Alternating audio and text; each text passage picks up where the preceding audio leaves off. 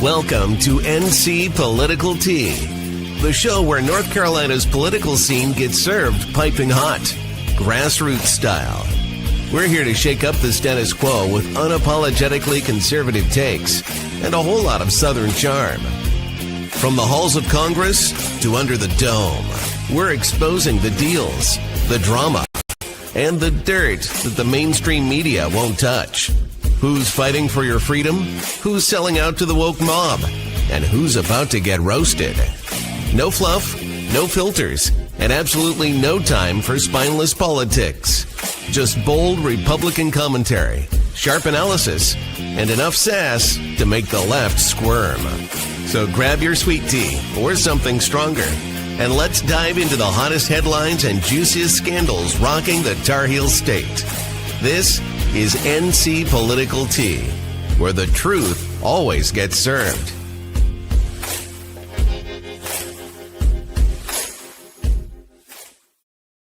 You updated our intro, which is awesome. What do you think? And of course, I'm a real person. I'm wearing the same outfit I had on in the intro, and I don't care.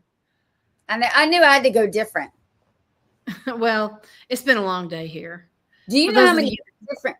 I know everything you've been through. Do you know how many different hairstyles, eyeglasses, not eyeglasses, that we went through? We've both been through. I honestly haven't kept track, but I thought, my God, I don't look the same in any one podcast, and you don't either. No, and you know what? I mean, that's because we're human beings. And, Yeah. you know, things change from week to week and day to day. Today's a really rainy day. Just getting out to the pool house was amazing. This is, by the way, that's where my studio is. And also, I work full time. So this is like a hobby, not a hobby, but time-wise, what I can put into it. Sloan does a lot of the work on this, and I have to give her all the credit because she's my job at it. Yeah, listen, thank you. We do what we can do, right? That's right. And we do it together the best we can to team up. And listen, you've been relentless with some of these stories lately. I got a bone to pick. I'm telling you. I got a bone to pick. But the thing is, I think I've found a way out. So, you know, a lot of us, we are seeing this DEI that's going on sneakily, and we're going to play the UNC Charlotte thing. What happened with that? I think Christopher Rufo exposed that. But people are getting pissed off at state and federal law being changed. And the administrators are like, I will do whatever I damn well please. I'll discriminate against white students, against Christians, against Jews. We don't care what the law says. People are tired of it. Well, it's not just so you know, it's not just in education. So corporate America is doing the same thing. They're just changing the buzzwords and filtering it differently. So the word culture is always a buzzword for bad. Okay. You don't need, now it used to, you know, they'd say it outright DEI. Now, no. They're going to hide it behind other words, culture, and culture is the biggest one out there. And you'll see it on everybody's website because they want to make sure culture counts. Okay. All right. Well, every culture, but straight, white, Christian, and Jewish, right? Right. Correct. Okay. Well, and some in education specifically, they don't want you to be Asian in higher education because you might outperform everybody. Oh, that's another good one. Indian, it's getting that way towards Indians as well. So, Correct. Yeah, if you're not in the in group, then you're in trouble. So, this came out 2 days ago. Accuracy in Media. I love these guys. These guys do such great work. Accuracy in Media. If you're not following them, be sure to do that. But they had someone go undercover at UNC Charlotte. So in North Carolina, we've got 15 different universities within our collective UNC system. This is one of them. Bear that in mind, because at the last, I'm going to show you, we have a lot of schools. So that's coming up. So watch that. It sounds like you guys can't even do that here. It sounds like a lot of changes. Okay, so that's who she is. Okay, so it's equity work is still happening on campus. Don't worry. Yeah. So we've renamed, we've revised, we've recalibrated, so to speak. Mm-hmm. Yeah, because there are things happening. Okay, so they're reconfiguring things. Don't tell anyone. It stays between. If you're looking for like a outward DEI position, not to happen. Yeah. Oh, but it's But if you are interested in doing work that is covert, there are opportunities. Okay. So like, Yeah, what does that look like? Like think about Okay. this way. We're thinking of student success, student retention. They're happening. If Just what you were talking about, renaming. Listen, you could have put her in a corporate setting and she would have been talking about employee success and employee retention and how they're remodeling it, because they work in concert. So I am not surprised by this. I'm proud of those journalists for getting this on the record, because, you know, we know it's happening, but proving it is a different story. Yeah, proving it is definitely a different story, because as you see, they're going to change names and they're going to lie. So, well, this got all the politicians in North Carolina in a kerfuffle. So Phil Berger, who is arguably the most powerful guy in Republican politics and in the Senate, here's what he put up. What do you think of this? Listen, where's the teeth in it? What are you going to do, Berger boy? Yeah, what are you going to do? I noticed that. So UNC came out with a statement, because obviously, I mean, they're worried. I mean, the DOJ is cracking down, Department of Ed. And I'm paraphrasing. They said, look, this employee doesn't represent us.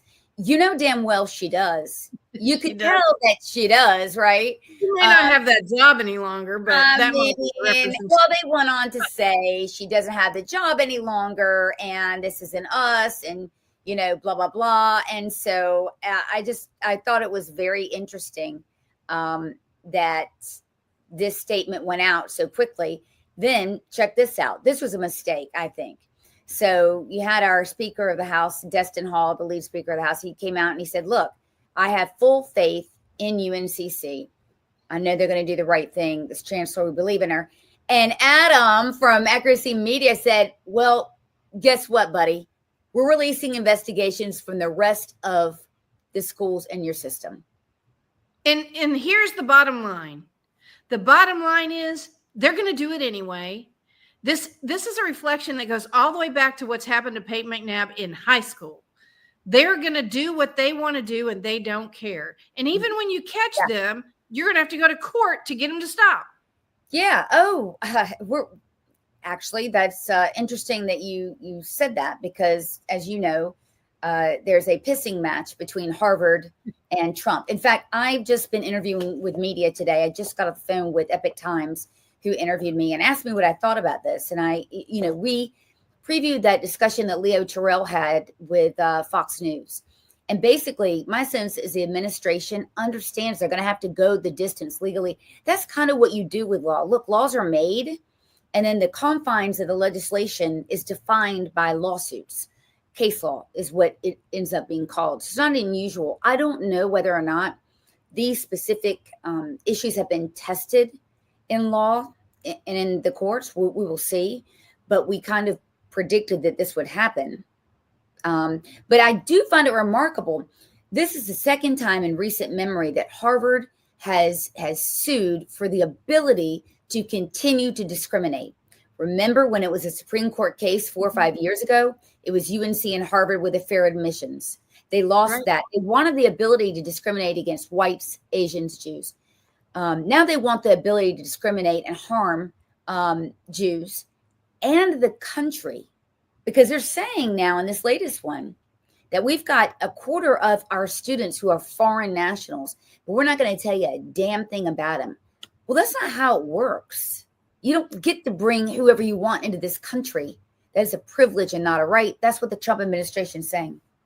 Well, and it's very interesting because, Harvard, after this whole thing started, I decided to go look at the top 10 engineering schools in the country. And what I found was alarming. First of all, the bigger issue of international students is not usually in the undergrad population. It's in the graduate population, with schools like Carnegie Mellon with 73% of their graduate population being foreign. I mean, I think there's some correlations that need to be had. Really, what was surprising to me out of all of them was Austin, University of Texas, Austin. Yeah. That's a state school. There are people in state government that could do that. Now, the private schools are a little harder, but it was really discerning to me, and very disappointing to see Georgia Tech had a 40% rate on graduate students at an engineering school. MIT, 38%. I mean, these are big numbers. The undergrad numbers stayed pretty low, except for Carnegie Mellon.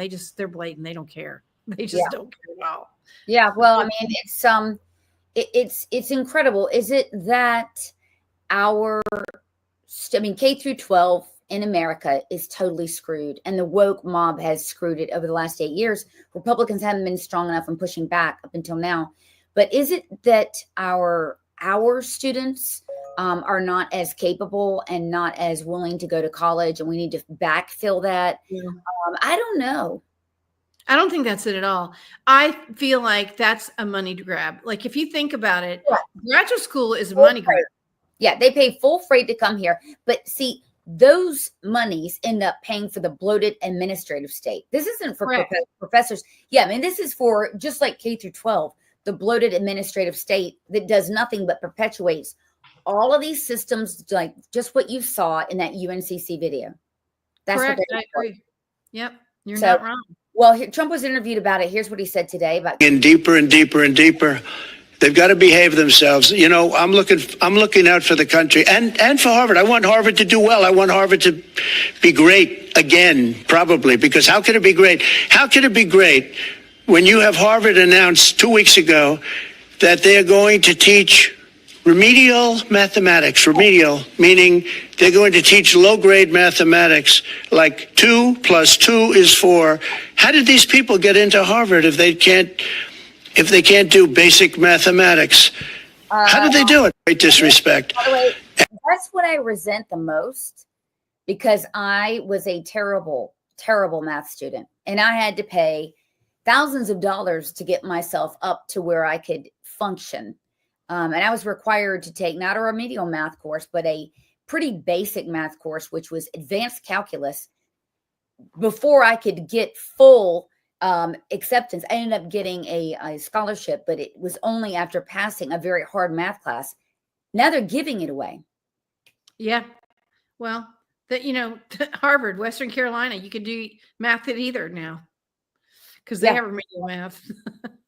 Well, yeah, I mean, so it's a failure of our K through 12 system, because I guarantee you, students coming here from Singapore, students coming here from even Brazil, certainly China and India, they don't take the remedial math classes. Who do you think that's designed for? That's designed for poor Black children in poor neighborhoods. Let's be honest. Well, it is. You would say poor children everywhere, but we understand that it's not poor white children. Right. It's not the poor white children that they're giving an advantage to, unfortunately. If they were doing it even-handedly, I would say bravo, great, because, even in these neighborhoods, recognizing that maybe there's a difference, because, look, we can afford to pay for tutoring. Other families can't. Being able to recognize that in admission in a colorblind system, bravo if you can do it. I think another piece of that is you could have two kids in a very poor neighborhood that are different colors that have the same scores, and they're not going to pick the white kid, even if they are poor and in the same. They're just not. And that's what the fair admissions lawsuit was about. That's why they lost the lawsuit. And what I find very interesting is part of the inquiry with the Trump administration has been going back and forth since March with Harvard is that there's a strong suspicion that Harvard is, again, violating the tenets they're required to by law of that fair admission policy. So they want to investigate all of it. They want to investigate foreign influence, of course, anti-Semitism, which is the top line concern that they're using. But they also want to investigate, is Harvard actually, in compliance with the Civil Rights Act of 1964? They're not. No, look, this really pissed me off today. Harvard's graduation was today. Look at some of the antics that went on. This very audience with us today, such as LM Tati Tamalco. Oh, that's some asshole, by the way, who was Jew hating and was thrown out of school. But here. Did they do a segregated ceremony? Yeah, that's divinity school. Divinity. Okay. Now watch this. Now we're looking at divinity, law.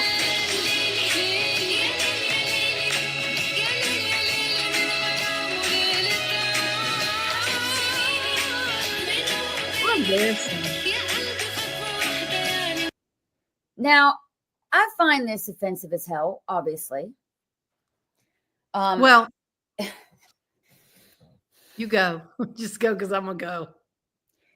I mean, this is utter bullshit. I had a friend of mine call me this weekend. She was at a graduation for her daughter at a boarding school in Connecticut and was just falling apart because a student was wearing a keffiyeh and thought it was the most outrageous thing and wanted to know what we could do, blah, blah. And I said, girl, that's nothing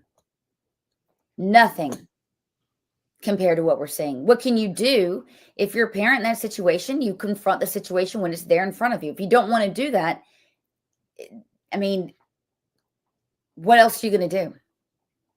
Listen, my kid was told she could not walk in high school, if she wore a lei from her relatives in Hawaii to express her culture. So you're telling me the high school system has better rules, and I'm not saying that's a good rule because I didn't like it at all. Well, but they at least were adhering to rules than these guys are. You're not allowed to do that in the UAE. They kick students out. You cannot do that in Arab countries. It's astounding they can do it at Harvard. Well, and how does that, to me, what it does for other people that have spent the money to be at graduation, that's what I think of.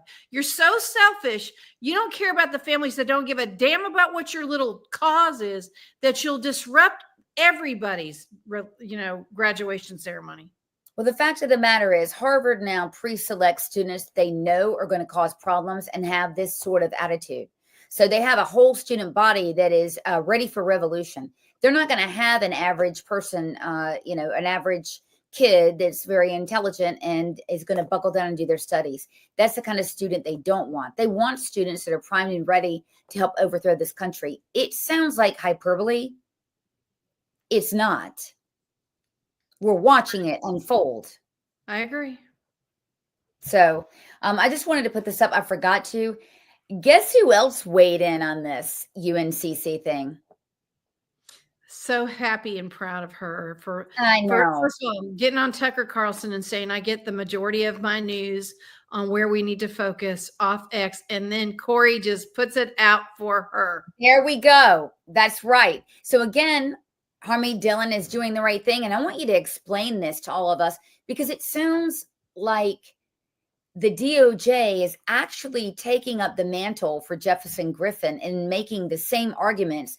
Jefferson Griffin, if you'll remember, was the Republican who ended up conceding after a valiant legal fight to make sure all legal votes were counted. And the Democrat won. They don't give a damn if they cheat or not. Tell me about this lawsuit. So you're right. It absolutely does call for the same things. It says you have to abide by the law, and you have to go through and either make these people who don't have their social security numbers and their driver's license numbers on their voter registrations, either put them on or they're purged, period. End of story. What I love about this is, first of all, you can tell she's been watching the case. Somebody's been watching, the DOJ's been watching that case. We knew it was coming anyway. But the bigger picture of what I like about this is it takes the heat off Dave Bullock. It totally takes the heat off of him for coming in, which he's done. He's coming in with all his board, right? They're going to do this anyway, but it takes the heat off him because nobody's going to complain about Trump. He's lame duck. Who cares? But now Dave Bullock has a clean slate. The president made me do it. I love it. So they're going to charge, help me understand this. They're going to charge Dave with doing all this. Is that what you're saying? How's this going to work? First of all, no. What's the lawsuit for? So Dave Bullock now owns the election boards, right? And he has already nominated and confirmed his picks on the state election board. That's right. Who have to do this, who have to go in and do this work. This takes the pressure off of him for being the one to force that work to be done, which they were going to do anyway, because the DOJ is saying, we're going to come in and we're going to make sure you do it. Yeah, no, they're going to have to do it. I mean, now they're mandated to do it. So speaking of schools and the chicanery that goes on, this is the third case that I've heard of in recent months. This is crazy. So the media makes a lot of ballyhoo about a poor student that had a court date with ICE and they were waiting. He was there for another court date. Now, we don't know what the hell that is, of course, right? We don't know what that is, but he's a high school student and ICE was waiting. But there's one thing that they didn't put in here. He's 20 years old. I was waiting for you to say he's not a high school age kid. Now, I've heard of a 24-year-old and a 26-year-old, because a lot of high schools, even in liberal parts of North Carolina, that would be Chapel Hill and Durham, they're forbidden to ask. They have a policy. They will not ask for the birth certificate of an illegal, but they will ask and mandate a birth certificate from my kid or your kid. Yeah, we saw this recently in Ohio too, only it was a convicted sex offender from Venezuela. So clearly this is going on and it's disgusting. It's stupefyingly dangerous. Very, very dangerous. And one of these liberal school districts, they're never run well either. Winston-Salem we've been talking about the budget, and it's been incredibly frustrating. We're going to talk about it more tonight and DOJ again, but nothing makes us more pissed off than fraud, waste, and abuse in government. And it is, school systems are rife for that. So Winston-Salem, Forsyth County schools are the 14th, I think, 13th or 14th largest school system in North Carolina. Check out what's been going on there. Winston-Salem, Forsyth County. Whoopsie. Let me remove this guy. That guy's coming up next. That's going to be another outrage, by the way. Sheriffs are expected to provide an update tonight on the district's financial shortfalls. We recently learned a district shortfall of $42 million is more than 5 times the initial estimate. 2 of the topics expected to be discussed tonight are choice transportation as well as class size allotments. Okay, so how did they get there? Well, Dave Bullock wanted to know, how did they get there, and had an audit and ended up $14 million is missing. And the investigation now is so serious that basically the auditor's office has put out something saying, look, if you have evidence of fraud, hit us up. In other words, they know it's gone somewhere. It's missing somewhere. And to no surprise, the CFO has left and the superintendent has left also. Because they probably got some nice rides to get right on out with. I mean, so this is an example of what happens. It was Burlington School District, which was the neighboring area a few months ago. So it's constant, and nobody knows where the money is, which is why I get so pissed off that we're giving a 23% raise to the DPI. And adding $8 million for social psychiatrists or psychologists. That's ridiculous. I do think it's interesting. Now, we know now that there's Alamance County, Forsyth County, and New Hanover County that are way under budget, over budget, like way over budget. It would be what we should do, Sloan, and I think I'll volunteer to do this, is go through and see what the budget allocations are for all these schools. I'm sure they're on a specific website. We can put it up and show people how far underwater or how close to being underwater your school is. Because listen, even in a small rural school district like we are, they think we're going to run $12 million short. Well, it was funny. I went today to look on Open Budget, guys. If you have never checked out Open Budget, don't bother, actually. It's North Carolina's spending dashboard for everything. So it used to be that you could go and do a 5-year look back. So I could look, now and figure out what happened in 2020. Now it's only for 24 and 25. Oh, wow. So I no longer have to see. What else are we to see what our surplus was and what it's not going to be? What else are we to conclude? Well, okay. I'm just a hillbilly, but I got that one. I mean, what else are we to conclude? So let's talk about some other chicanery, because we do have some races coming up. We have school board races coming up, which is why I put this up here. And we have sheriff races coming up. Now, the last time there were sheriff races, it was during Black Lives Matter. And a lot of Black radical sheriffs were elected in lieu of people with experience. Buncombe County is one of them. And oh, by the way, there's been chicanery and bullshit happening from all of them, whether it's Mecklenburg, whether it's Durham, whether it's Greensboro. Wow. it's interesting. Well, again, the Wake County Sheriff, absolutely. There's been chicanery happening with all of them. So here we go with Quentin Miller. I thought this was outrageous. So it just was revealed that he has been keeping money from people when they get arrested. So because I have been arrested, let me tell you how it works. Everything that's in your pocket, they take out and keep, whether it's a phone, your wallet, whatever. And so this alleges that the money that's in people's wallet doesn't get returned. Right. Now, look, there may be drug dealers. There may be very bad people who are arrested. I understand that. But there's a process by which you determine their guilt. And it isn't when they're being arrested. Right. So And taking their money. Mhm. Well, it's funny because I recently heard in Surrey County, I think it is, you don't get your money back. They give you a debit card. They give you a plastic card, so you don't get your cash back anyway. Okay. I don't know anything about that, but this guy.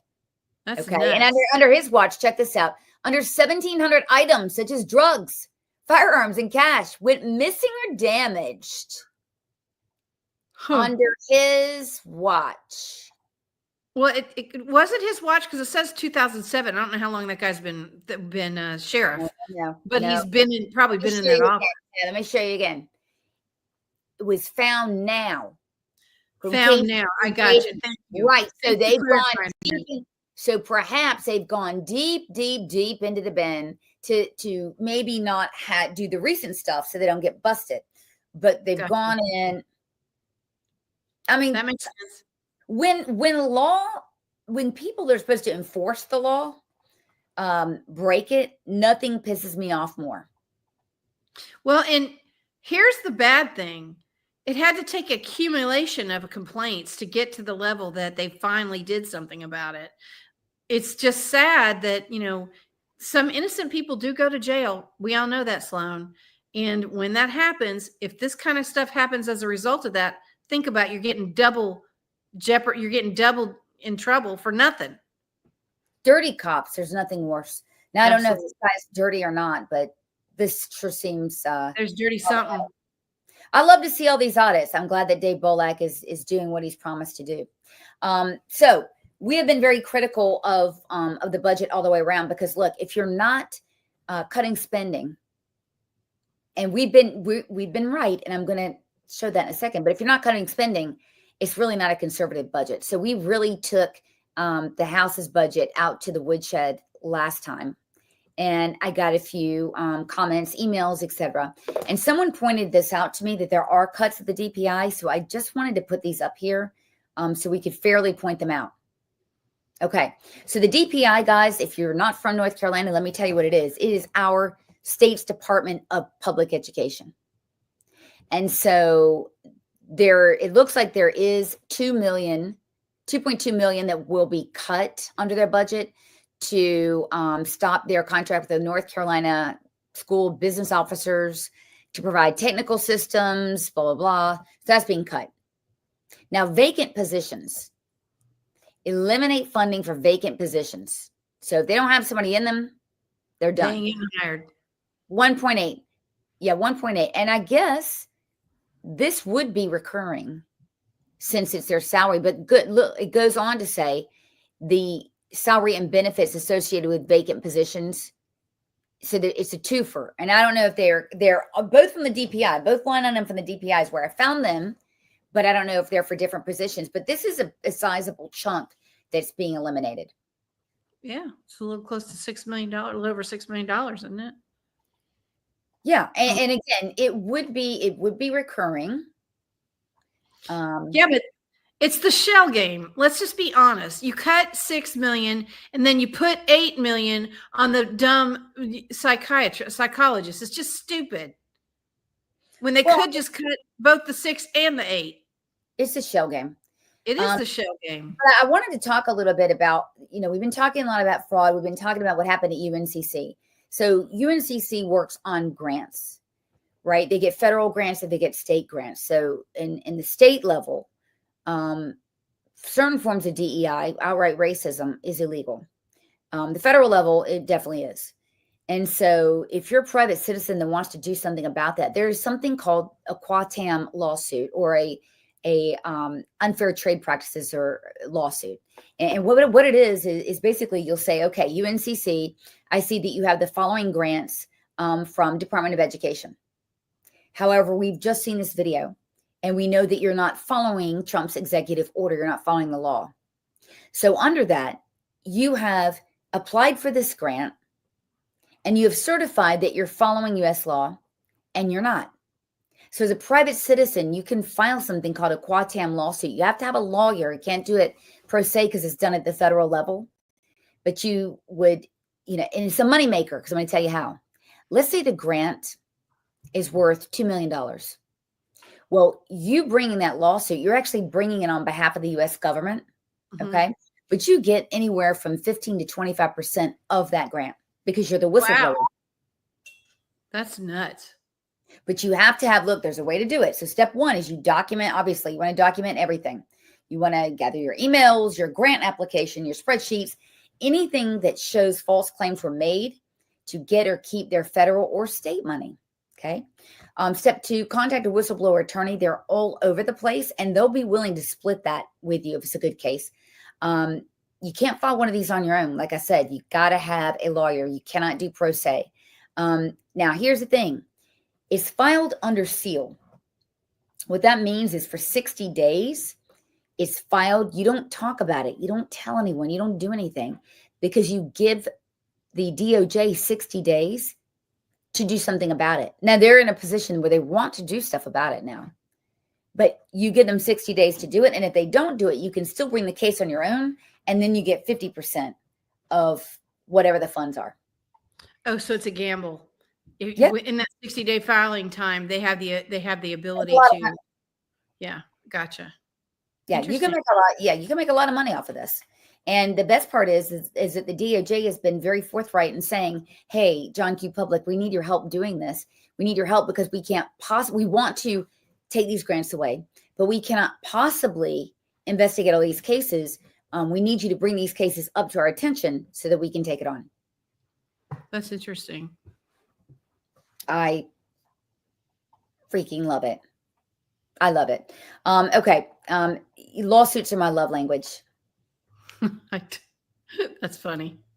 So, okay. I don't want them to be mine, but I feel like they're going to be. Well, I mean, you in certain ways, right? In certain ways. Okay. So, from the Locke Foundation, Brian Balfour put up stuff that we have been saying. So, check this out. Each government employee in North Carolina costs taxpayers more than $102,000 a year. Damn. Wow. That's crazy. Okay. So Donald Bryson, also of the Locke Foundation, said the general forecast is out. North Carolina hasn't reached the Goldilocks size of government with revenue softening, tax cuts on the line. You have to restrain spending, not rely on taxpayer fund to fund your shit. We had a great surplus. We had over $1 billion surplus less than 4 years ago. And now they're screaming, we're going to run out of money. That's really scary. I mean, North Carolina is projected to bring in $100 million, $180 million less than before. And why? It's mentioned that it's a slowdown in corporate tax collection and a sign of a cooling economy. And that means lawmakers do have less money to work with and more pressure to get it right. Now, the House side wants to be, judicious with the tax cuts, if you will. I'm going to give them credit for that saying rather than raise taxes. The problem is that's not the right way. You cannot do that. And on the Senate side, they want to cut taxes, but they don't have a corresponding cut in spending. You can't do that. All right. So listen, North Carolina does not have a constitutional amendment that requires a balanced budget. And frankly, it needs to happen. Yeah. The North Carolina state constitution needs to have a balanced budget amendment in it. And let me tell you why. Because this shit will stop. Yeah. Yeah. This is nuts. I mean, just take the one thing with DPI. How do we get to raising the education dollars 23% over the last budget. It's not, that concerns me a lot. It almost makes me feel like Dave Bullock should be doing an audit of the money going for the DPI. And where's the money in the DPI? Because we haven't had an audit from that yet.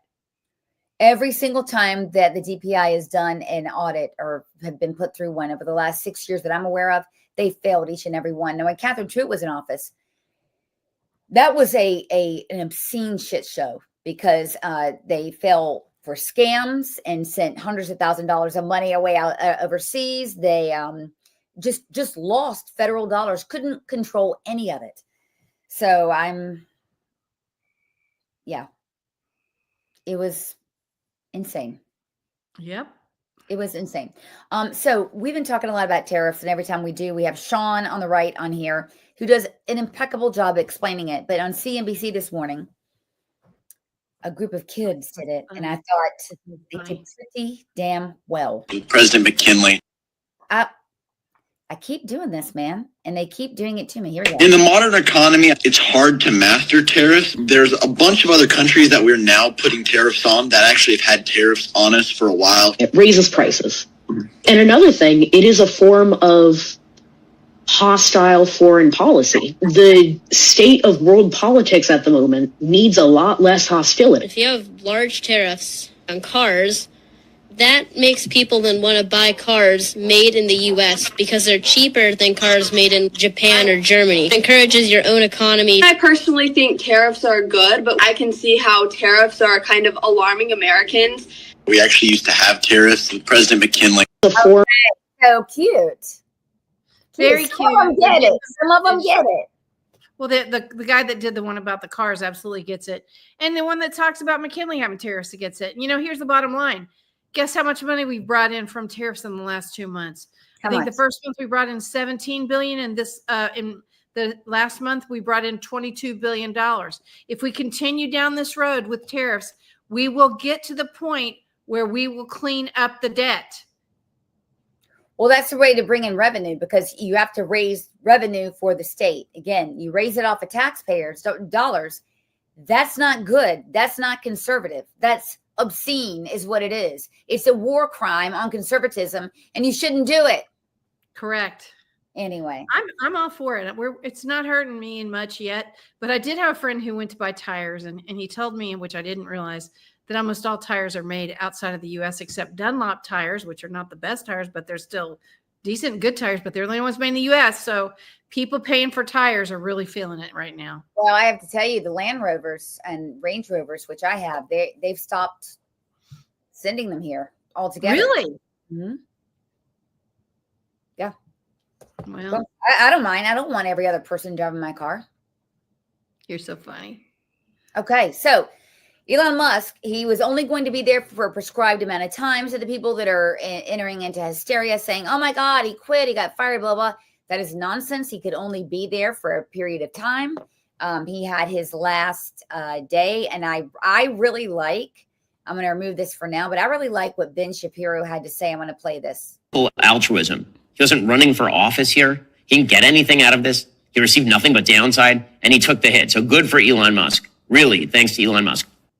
Yeah, I mean, absolutely. He had nothing to gain, everything to lose. And I think he lost quite a bit in this endeavor.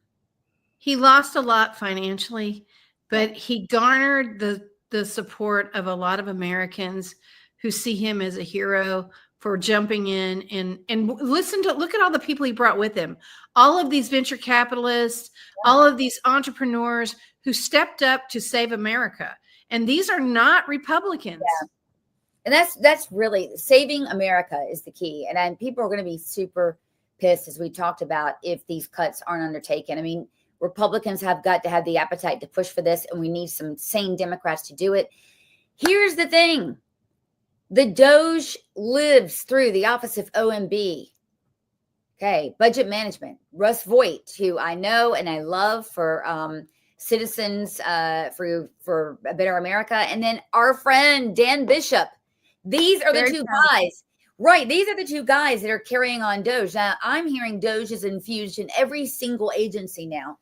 hard to believe, right? Because it's a short amount of time to get those agencies up and running, and there's a lot of agency bloat. I'm very confident with Dan and Russ because they have eat, slept, and breathed this for the last 8 years under Trump and in the 4 years in the wilderness, if you will. So they're ready to go. I'm excited to see what happens. I've heard that Monday there's actually going to be the first part of reconciliation around NPR and PBS, and I think one other piece. So, I mean, people are complaining, and it's having an effect. And our own Matt Von Swall, whom we love dearly, has done a lot of campaigning to get DOJ back on the forefront at Congress, and he's done a great job at it. We're proud of you, Matt. Yeah, I mean, we have a circle of influencers that we are in with and proud of. These are people that are doers. They're not complainers, they're actual doers. They move the They needle. don't sit on the couch and complain about the ones that are doing the work. They don't. And I'll tell you what, to be in this business, to be in the influencing business, it is not glamorous. It is not fun. It is a kick in the ass every single day. You risk your job, you risk your family, you risk your safety, you risk a lot, you get paid nothing. So to do this and to be Matt doing it too is something phenomenal. So we love Matt. We definitely love Matt. We definitely do. So I want to ask you this. Do you think that if you get SNAP benefits, guys, that is food stamps? Because you said this last week about the raw milk. So I want to see if you're going to go to the other extreme. Do you think that the government should or has a right to say, well, if you're getting food stamps, you cannot have sodas and candies and junk food? Now, they already say you can't have alcohol. But what do you think about that?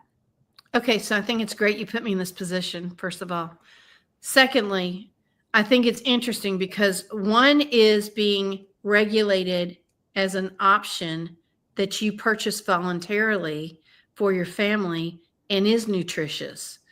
The other is not and is being purchased with our tax money. Okay. So I believe that if you're using my tax dollars to pay for your family, go buy some more on milk because they need it. But do I think you need to eat gummy bears for dinner? No, I don't. Not on our dollar. If you want to, fine, but not on our dollar. Go all off. Buy your chips and run. But if you're buying it with my money, I want you to be as healthy as you can because that. We're paying for your health care too. One thing that pissed me off, this is our jam. This is my this is our jam. Andy. Our favorite thing to eat is gummies. We eat it all the time when we're together, and I these are my favorite gummy Coke bottles. But guess what? They've been recalled because they're tainted with drugs. So the last thing you need is to be tripping balls when you have been eating gummy bears. And by the way, somebody said in my comments, which is really I never would have thought of this. What if you are not a drug user and you work at a job where you get drug tested and you ate gummy bears? Because that could have happened. And how would you explain that? Yeah, no, and you have to explain that. I mean, that's a big, how in the world do you explain that? And so today, in honor of that, I skipped my 2 o'clock because that's when my energy gets low. I skipped my 2 o'clock gummy Coke bottles and I went for gummy Lifesavers instead. Good for you, Sloan. My dentist said one time that's the worst stuff you could put on your teeth, the gummies. I know, but you know what? You only live once. That's right. Stop giving us the vices and let us go. You only live once. All right. So I want to put up to you what Nebraska's doing and what RFK said. It kind of echoed what we said yesterday, but it's on Fox News yesterday, and I thought this is really interesting. The diagnosis is disturbing.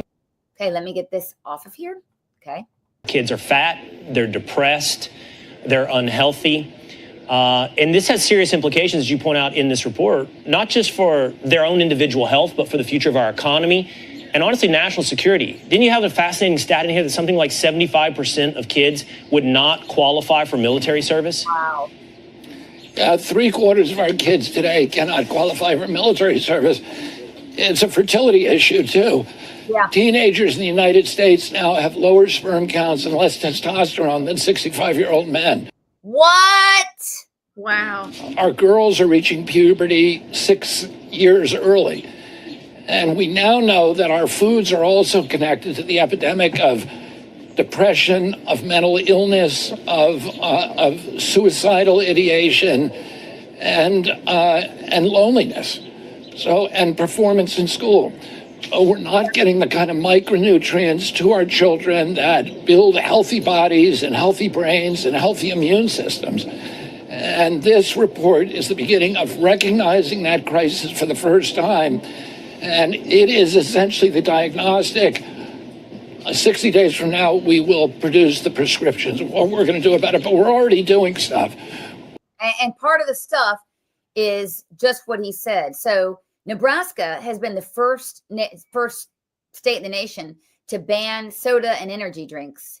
Okay, so they're just starting with the drinks, right? They just start it and kind of walk it out nice and slowly. But yeah, I wanted to know what you thought about that. It's a great rationale. I mean, one is for health. And then if you think about it too, you know, we're probably paying for Medicaid benefits for these folks. And so we will save money. I mean, soda is the greatest way to improve your health if you're drinking it, right? Cutting it out.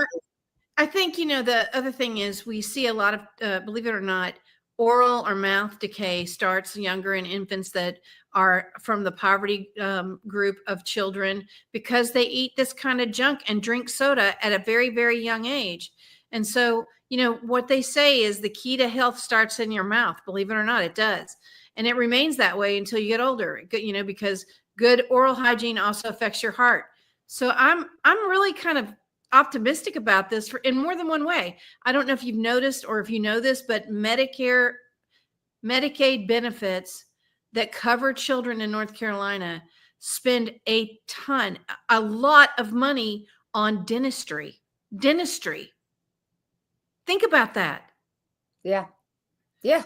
I mean, it makes sense because, you know, dental caries are a problem with cavities.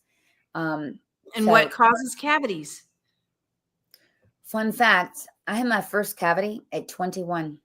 Well, and that's because you took good care of your teeth, but it's also because you ate well and you not always. Well, but it's in your water too. So there's a lot of you didn't grow up with Kevin's soda in your bottle, did you?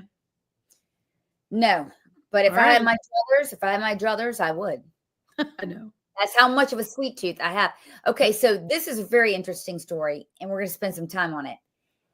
The Democrats need to reach men. So they're paying $20 million. $20 million. $20 million to reach men and to analyze the syntax of the way they're talking, the way that they're, wow, it's very weird. But Brandon Lehman, who's an influencer who I like a lot, is explaining this. So I thought I would put him on. If you're lazy, if you lack ambition, if you just want to sit around and play video games all day, well, we'll pay for your housing. We'll pay for your food. We'll pay for your health care. You don't have to worry about anything. We'll take care of you so you can live the bare minimum, not contribute anything to society, and we'll keep you alive. Let's read a piece from this New York Times article that actually broke the story about the Democrats spending $20 million because it is a hilarious read. For now, Democratic donors and strategists have been gathering at luxury hotels to discuss how to win back working class voters, commissioning new projects that can read like anthropological studies of people from faraway places. The prospectus for one new $20 million effort obtained by the Times aims to reverse the erosion of Democratic support among young men, especially online.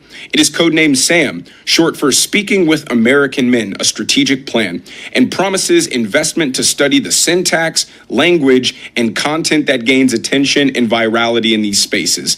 It recommends buying advertisements in video games, amongst other things. Above all, we must shift from a moralizing tone, it urges. Wow. That's a lot to unpack. I mean, it's actually not. So instead of talking with people, talking with men, in conversations like what we do, we're grassroots, man. That's what we do. We talk to people, etc. We share our information with politicians, but politicians go out and talk to people. What the hell? Well, so like, let's make a video character in a game or in some, even part as a team in a game, and we're going to talk you into becoming a Democrat. You think that's going to work well? No, but what's going to work less well, check this out.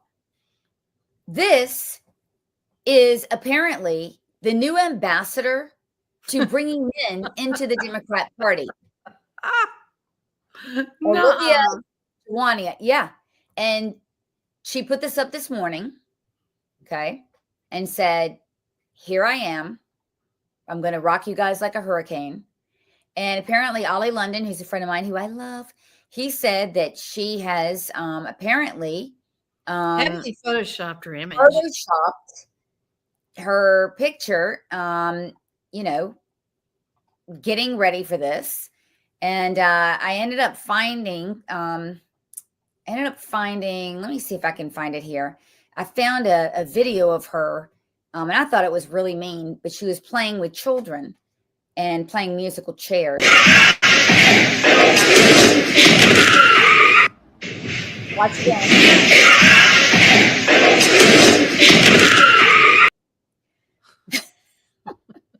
I don't know if that was her or not, but it was funny. But that's about what that study's going to look like.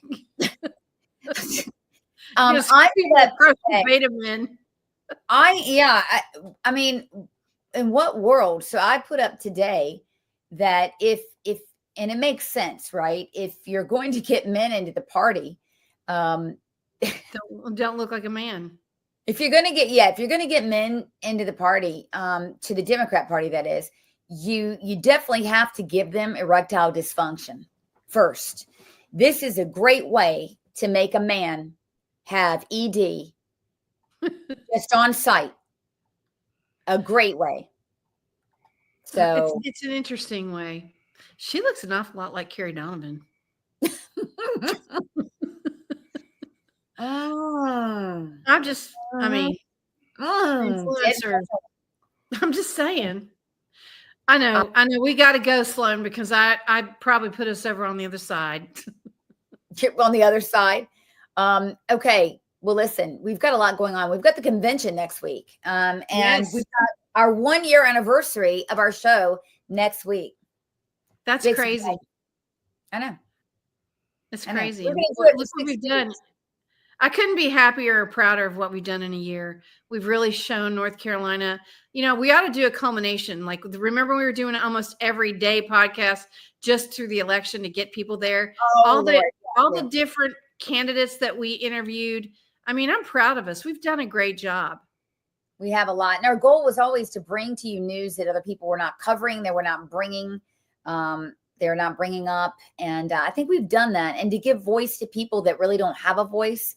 And we've, dug into some stories like the doctors being, drug addict, pervert, yeah. I mean, we've done some really good stories. So we're going to continue on with another year. But we're going to behave at the convention. You can hate us more because we're going to do more of it. Oh yeah, you can feel free to hate us. That's right. You can be the 400-pound alligator they found in Onslow County. Oh my God. No. We're not doing that. We're not going All there. right, Sloan. Have a good evening. Bye, guys. See you next Tuesday. Bye-bye. Bye. That's a wrap on today's NC Political Tea. We hope you're leaving sharper, spicier, and ready to take on the political craziness in the Tar Heel State. If you loved what you heard, or even if it made you mad, don't forget to subscribe, leave a review, and share this show with your friends, family, and that one coworker who just needs the truth. Follow us on social media to stay in the loop and get your daily dose of conservative fire. And remember, here in North Carolina, the grassroots grows stronger when we stand together. Until next time, keep the faith, keep up the fight, and don't let the left water down your tea. This is NC Political Tea, where we spill it like it is.